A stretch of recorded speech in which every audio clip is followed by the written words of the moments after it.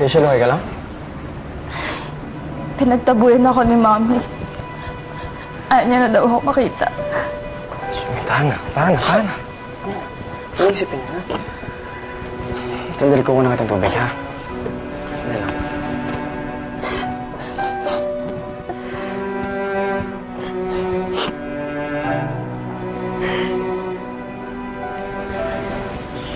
Rachel, I'm sorry to ruin your moment, but why are you late?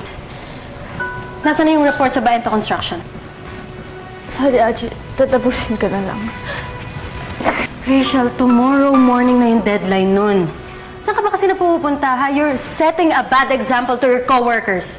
Mag-overtime na lang ako. Sorry, nanggaling na kasi ako kay Mami. Alam ko na nagmamalfunction na yung utak ng mami mo. Pero hindi naman ibig sabihin nun na hindi ka na mag-function sa work. Tsaka wala ka na namang magagawa sa pagbisita mo eh. Wala kang magagawa sa kabaliwan ng mami mo. Gagaling si Mami. Wala nang cure ang sakit ng mami mo, Rachel. Yung gamot niya, sinusuppress lang yon, yung kabaliwan niya. Hindi na yung mawawala sa utak ng tao. Wala na. Hindi nagagaling ang mami mo dahil once a psycho, always a psycho, Rachel.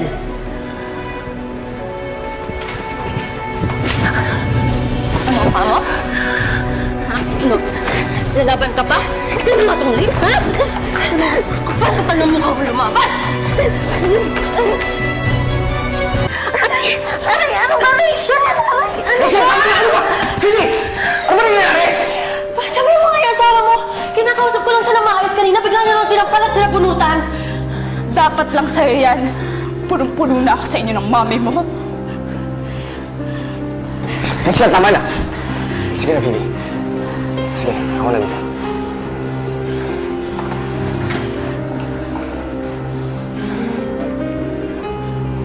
Rachel, ano bang ginagawa mo? Bakit mo ginagawa, Phoebe? Ako pa kaya yung may kasalanan? Sige, kampihan mo si Phoebe! Jun, siya naman yung nauna eh. Binabastos niya ako, lalo na si Mami! Rachel, naiintindihan ko kung saan ka nagagalit, okay? Pero sana naman hindi ka nagpapadala sa emosyon mo. Pati si Phoebe, dinadamay mo eh. Jun, hindi mo naman nakita yung nangyari. Tingin mo ba gusto ko yung nangyayari? Jun, hirap na ako. Hindi ko na alam gagawin ko. Tapos hihiritan pa ako ni Achi, tapos ngayon ikaw? Alam mo, Rachel, hindi kita naiintindihan eh. Rachel, gusto ko kitang tulungan pero hindi mo naman kinahayaan. Kung gusto mo talaga akong tulungan, hindi mo ako huhusgahan. Papakinggan mo ako, hindi mo kakampihan si Phoebe. Rachel, alam mo naman hindi rin madali para sa akin to, di ba? Sige, lubayan mo ako para mas maging madali ang buhay mo. Rachel. Rachel!